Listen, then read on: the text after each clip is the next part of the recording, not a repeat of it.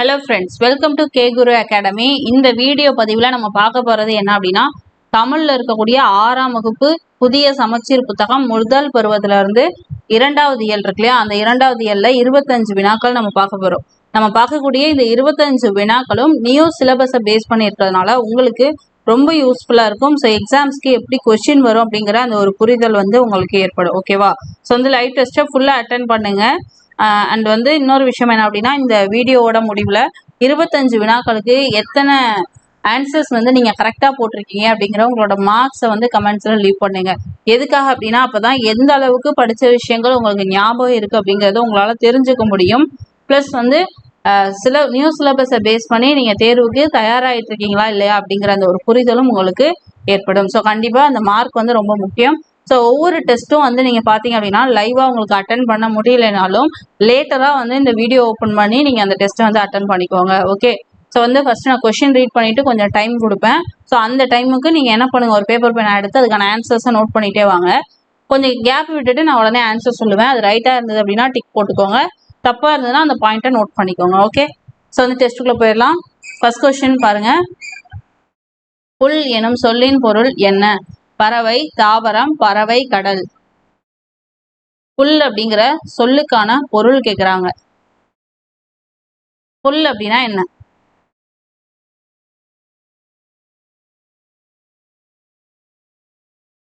Very good. இதுக்கான answer பாத்தீங்க அப்படின்னா ஆப்ஷன் சி, பறவை அப்படிங்கிறது தான். ஓகேவா? அடுத்த கொஸ்டின். மாமழை போற்றுதும் மாமலை போற்றுதும் என்ற பாடல் வரியை எழுதியவர் யார்? இந்த பாடல் வரிய யார் எழுதினாங்க? பாரதியார், கம்பர், இளங்கோவடிகள், பாரதிதாசன்.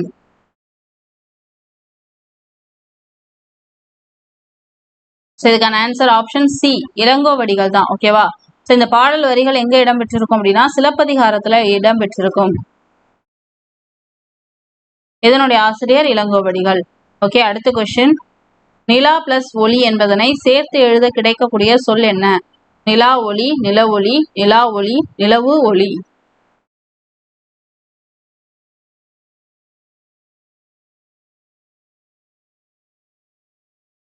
இதுக்கான ஆன்சர் ஆப்ஷன் சி, நிலா ஒளி அப்படிங்கிறது தான். ஓகேவா? அடுத்த கொஸ்டின். தென் திசை குமரி ஆடி வட திசைக்கு ஏகுவீர் ஆயின் எனும் பாடல் வரியை எழுதியவர் யார்? ஔவையார், சத்தியமுத்த புலவர், டாக்டர் சலீம் அலி, பாரதியார்.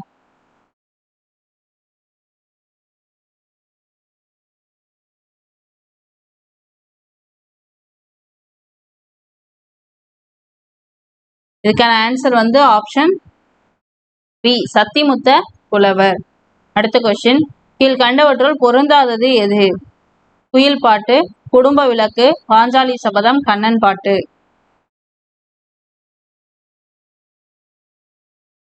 இதுக்கு ஆன்சர் ஆப்ஷன் பி, குடும்ப விளக்கு தான். ஏன்னா குயில் பாட்டு, பாஞ்சாலி சபதம், கண்ணன் பாட்டு இது மூணும் பாரதியாருடைய நூல்கள்.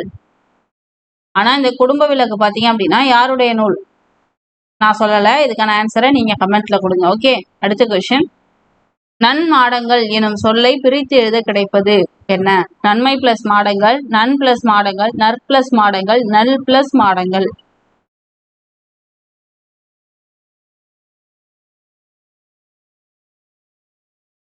இதுக்கான ஆன்சர் ஆப்ஷன் ஏ, நன்மை பிளஸ் மாடங்கள் அப்படிங்கிறது தான். ஓகேவா? அடுத்த கொஸ்டின். கிழவனும் கடலும் என்பது எவ்வகை நூல்? உரைநடை, கவிதை, சிறுகதை, புதினம். இந்த கொஸ்டின்லாம் நியூ சிலபஸை பேஸ் பண்ணி எப்படி கேட்பாங்க அப்படின்னு சொல்லி டீச் பண்ணி நம்ம ஒவ்வொரு யூனிட்டுக்கும் எக்ஸ்பிளனேஷன் வீடியோ கொடுத்துருக்கோம். அது நீங்க பார்க்கல அப்படின்னா அதை செக் பண்ணி பாருங்க. அந்த வீடியோ பார்த்தீங்க அப்படின்னா எல்லா கொஸ்டினுக்கும் உங்களால ஆன்சர் பண்ண முடியும். ஓகேவா? ஆப்ஷன் டி, கிழவனும் கடலும் அப்படிங்கிறது ஒரு புதினம். அதுவும் என்ன புதினம்? ஆங்கில மொழி புதினம். ஆசிரியர் யாரு? Ernst Hemingway. இதுக்கு நோபல் பரிசு எப்ப கிடைச்சது? 1900. இதை நான் இப்பவே ரிவீல் பண்ணல, ஏன்னா இதை நான் கொஸ்டினா பின்னாடி வச்சிருக்கேன். ஓகேவா? அடுத்த கொஸ்டின். எழுத்துக்கள் டேஷ் வகைப்படும்? 30, 2, 18, 10.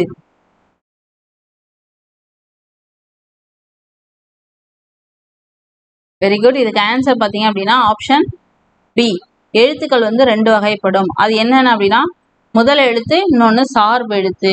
ஓகே, இந்த 30 பாத்தீங்க அப்படின்னா முதல் எழுத்துக்கள் 30 வகைப்படும். 30 வகையில முதல் எழுத்துக்கள் எத்தனைன்னு கேட்டா அது 30. அது என்னன்னா, ஒண்ணு உயிரெழுத்து, அது உயிரெழுத்து எத்தனை 12, அதே மாதிரி மெய்யெழுத்து 18. ஸோ இது ரெண்டும் சேர்த்தா 30 எழுத்துக்கள். இதுதான் முதல் எழுத்துக்கள். அடுத்தது பாருங்க, இந்த 18 பாத்தீங்கன்னா மெய்யெழுத்துக்களோட கவுண்ட். இந்த 10 என்ன அப்படின்னா சார்பு எழுத்துக்களோட வகை. ஓகேவா, அடுத்த கொஸ்டின். முதல் எழுத்துக்களை சார்ந்து வரக்கூடிய எழுத்துக்கள் டேஷ். மெய்யெழுத்துக்கள், உயிரெழுத்துக்கள், சார்பு எழுத்துக்கள், உயிர்மெய் எழுத்துக்கள். முதல் எழுத்துக்கள் 30 எழுத்துக்கள். இதனை சார்ந்து வரக்கூடிய எழுத்துக்கள் என்ன? சார்பு எழுத்துக்கள். ஆப்ஷன் சி தான் இதனுடைய ஆன்சர். அடுத்த கொஸ்டின். கீழ்கண்டவற்றில் பொருந்தாதது எது? ஆயுத குறுகம், தனிநிலை, அக்கேனம், முப்பார் புள்ளி. சரி, பாத்தீங்கன்னா தனிநிலை, அகேனம், முப்பார் புள்ளி இது மூணும் பாத்தீங்கன்னா ஆயுத எழுத்தோட வேறு பெயர்கள். ஓகேவா, இந்த ஆயுத குறுக்கம் அப்படிங்கிறது ஆயுத எழுத்து தனக்குடைய மாத்திரை அளவிலிருந்து குறைந்து ஒலிக்கிறதா ஆயுத குறுக்கம் அப்படின்னு சொல்லுவோம். ஸோ இதுல பொருந்தாதது எது அப்படின்னா ஆப்ஷன் ஏ. அடுத்த கொஸ்டின். முதல் எழுத்துக்கள் இடம்பெறாத சொல் எது? குருவி, ஆம், இயற்கை, எழுத்து. ஸோ முதல் எழுத்துக்கள் அப்படின்னும் பொழுது பாத்தீங்கன்னா இப்பதான் நான் சொன்னேன், உயிரெழுத்து 12, மெய்யெழுத்து 18. உயிரெழுத்து என்ன? ஆனல இருந்து அவ்வண்ணா வரைக்கும் இருக்கக்கூடிய எழுத்துக்கள். அதே மாதிரி மெய்யெழுத்துக்கள் எத்தனை? இக்குல இருந்து இன்னும் வரைக்கும் இருக்கக்கூடிய எழுத்துக்கள்.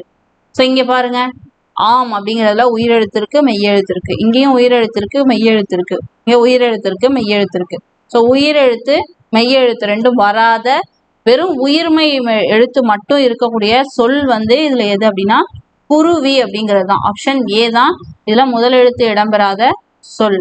ஓகே, அடுத்த கொஸ்டின். சான்சரி அப்படிங்கிற அந்த சொல்லுக்கான கலைச்சொல் என்ன?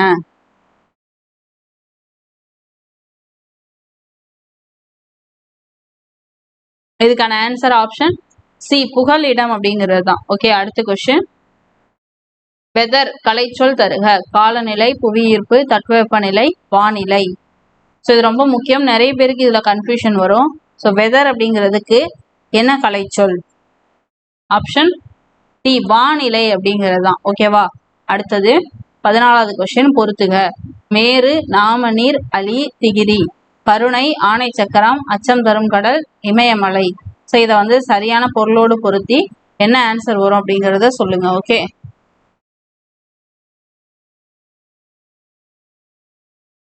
மேரு அப்படின்னா இமயமலை, நாமநீர் அப்படின்னா அச்சம் தரும் கடல், அலினா கருணை, திகிரி அப்படின்னா ஆணை சக்கரம்.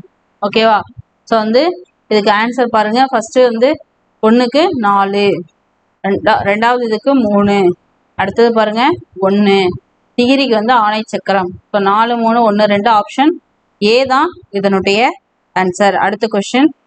சரியான இணை எது? கொங்கு நிலவு, சித்தம் உள்ளம், கிணறு குளம், கதிரவன் சந்திரன்.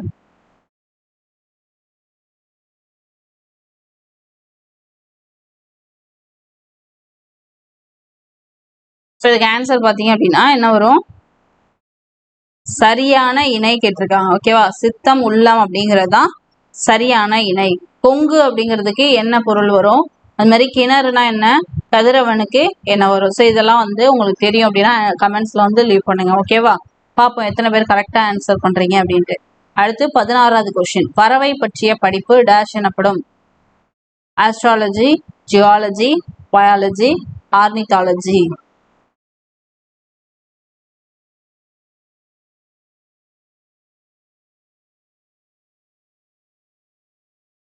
பறவைகளை பத்தி படிக்கக்கூடியதை என்னன்னு சொல்லுவோம்? ஆர்னித்தாலஜி அப்படின்னு சொல்லுவோம். Option D. அடுத்த கொஸ்டின். பொருத்தமான பொருளை எழுதுக. சிட்டாய் பறந்து விட்டான். இதற்கான பொருத்தமான பொருள் என்ன? புகழ்பெற்று விளங்குதல், ஏமாற்றுதல், விரைவாக செல்லுதல், அலைந்து திரிதல். இதற்கான பொருள் என்ன அப்படிங்கிறத சொல்லுங்க. ஓகேவா, சிட்டாய் பறந்து விட்டான் அப்படின்னா விரைவாக செல்லுதல் அப்படின்னு அர்த்தம். ஆப்ஷன் சி தான் இதனுடைய ஆன்சர். அடுத்த கொஸ்டின். பொருந்தாதது எது? ஆர்டிக் ஆலா, கப்பல் கூளைக்கடா, கப்பல் பறவை, கடற்கொள்ளை பறவை.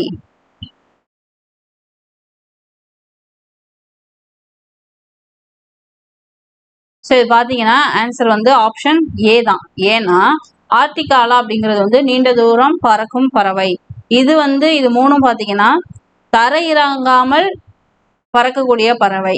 கப்பல் கூளைக்கடா, கப்பல் பறவை, கடற்கொள்ளை பறவை மூணும் ஒரே இது வரும். ஸோ அந்த ஆர்டிக் ஆலா அப்படிங்கிறது நெடுந்தொலைவு 22,000 கிலோமீட்டர் வந்து பறக்கக்கூடியது. இது 400 மீட்டர் உயரத்தில் தரையிறங்காமல் பறக்கும் அப்படின்னு சொல்லி பாயிண்ட் இருக்கும். ஸோ இதை வந்து நல்லா டிஃபரன்ஷியேட் பண்ணி படிச்சுக்கோங்க. ஓகே, அடுத்த கொஸ்டின். இதுக்கு ஆன்சர் வந்து ஆப்ஷன் ஏ. வரிசை மாறியுள்ள சொற்களை சரியான வரிசையில் அமைத்து எழுதுக. மனிதன் இல்லாத உலகில் பறவை வாழ முடியாது. பறவை இல்லாத உலகில் மனிதன் வாழ முடியாது. பறவை இல்லாத உலகில் வாழ முடியாத மனிதன். மனிதன் இல்லாத உலகில் வாழ முடியாத பறவை. ஸோ இது நான் வந்து அந்த டீச்சிங் வீடியோலயே உங்களுக்கு சொல்லியிருப்பேன். என்னது? பறவை இல்லாத உலகில் மனிதன் வாழ முடியாது. பி தான் இதனுடைய ஆன்சர். அடுத்த கொஸ்டின். கத்துங்குயிலோசை சற்றே வந்து காதில் பட வேணும். இதில் இடம்பெற்றுள்ள வலு அமைதி என்னன்னு கேட்டிருக்காங்க. வலுனா மிஸ்டேக். எதுல வந்திருக்கு? திணையிலையா, காலத்திலையா, மரபுலையா, பால்லையா? திணை வலு அமைதி, கால வலு அமைதி, மரபு வலு அமைதி, பால் வலு அமைதி. ஸோ இது பார்த்தீங்கன்னா குயில் வந்து கத்தாது, ஓகேவா? ஆனால் இங்கே என்ன கொடுத்துருக்காங்க? குயில் கத்தும் குயில் ஓசை அப்படின்னு கொடுத்துருக்காங்க. ஸோ வந்து மரபுல தான் வலு இருக்கு. ஸோ ஆப்ஷன் சி தான் இதனுடைய ஆன்சர். அடுத்த கொஸ்டின். தற்போது வேகமாக அழிந்து வரக்கூடிய பறவை இனம் வந்து எது? சிட்டுக்குருவி, செங்கால் நாராய், காகம், ஆர்டிக் ஆலா.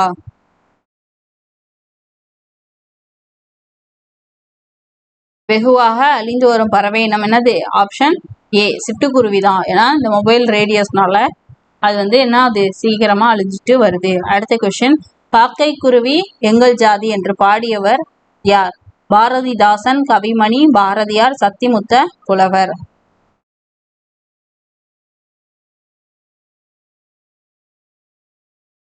ஸோ இதுக்கான ஆன்சர் வந்து ஆப்ஷன் சி, பாரதியார் தான். ஓகேவா? காக்கை குருவி எங்கள் ஜாதி, மேல் கடலும் அடையும் அப்படின்னு சொல்லி பாடியிருப்பாரு. அடுத்தது பாருங்க. கிழவனும் கடலும் என்ற நூலின் நோபல் பரிசு நூல் வந்து நோபல் பரிசு பெற்ற ஆண்டு. நான் சொன்னேன் இல்லையா, பின்னாடி கொஸ்டின் உங்களுக்கு வச்சிருக்கேனே, அதுதான் 1955, 1854, 1945, 1954. Option D, 1954. அடுத்த கொஸ்டின். முதல் எழுத்துக்கள் மட்டும் இடம்பெறும் சொல் எது? ஈட்டி, ஆம், ஓடம், அழகு. முதல் எழுத்துக்கள் என்ன? உயிரெழுத்து 12, மெய்யெழுத்து 18. ஸோ இந்த 30 எழுத்துக்கள் மட்டும் இருக்கக்கூடிய சொல். இங்கே உயிரெழுத்து இருக்கு, மெய்யெழுத்து இருக்கு. ஆனால் இங்கே ஒரு உயிர்மை எழுத்து இருக்கு, இங்கே உயிரெழுத்து இருக்கு, மெய்யெழுத்து இருக்கு. ஸோ இது வரும் உயிரெழுத்து, மெய்யெழுத்து. ஆனால் இங்கே ஒரு உயிர்மை எழுத்து. உயிரெழுத்து இது ரெண்டும் சாரி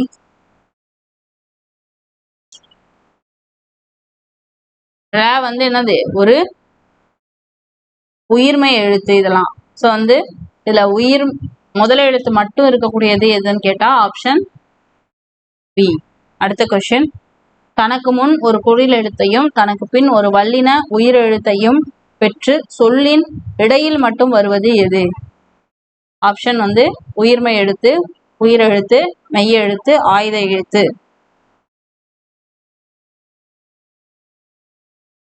இது வந்து என்னது? தனக்கு முன்னாடி ஒரு குறில் எழுத்தையும் தனக்கு பின்னாடி ஒரு வல்லின உயிர்மை எழுத்தையும் பெற்று வரக்கூடியது என்னது? ஆயுத எழுத்து. Option D. ஓகே ஃப்ரெண்ட்ஸ், இப்போ நம்ம வந்து 25 வினாக்கள் வந்து பார்த்துருக்கோம். எல்லாமே நியூ சிலபஸை பேஸ் பண்ணி பார்த்துருக்கோம். ஓகேவா?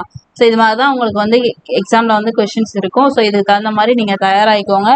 ஓகே, இந்த 25 வினாக்களுக்கு நீங்கள் எத்தனை வந்து கரெக்டாக ஆன்சர் பண்ணியிருக்கீங்க அப்படிங்கிற அந்த மார்க்கை வந்து கண்டிப்பாக கமெண்ட்ஸில் லீவ் பண்ணுங்கள். அண்ட் இது மாதிரி அடுத்தடுத்த வீடியோக்களோட நோட்டிஃபிகேஷன் உங்களுக்கு கரெக்டாக வரணும்னா நம்ம சேனலை சப்ஸ்கிரைப் பண்ணால் மட்டும் போதாது, அது பக்கத்தில் இருக்கக்கூடிய அந்த பெல் ஐக்கான் இருக்கு இல்லையா, அதை கிளிக் பண்ணி ஆல் அப்படிங்கிறத கிளிக் பண்ணிக்கோங்க. அப்போதான் உங்களுக்கு எல்லா வீடியோஸோட நோட்டிஃபிகேஷனும் மிஸ் ஆகாமல் வரும். ஓகே, வேறொரு வீடியோ பதிவில் உங்களை சந்திக்கும் வரை உங்களிடமிருந்து விடைபெறுவது Kamali from K Guru academy. Thank you.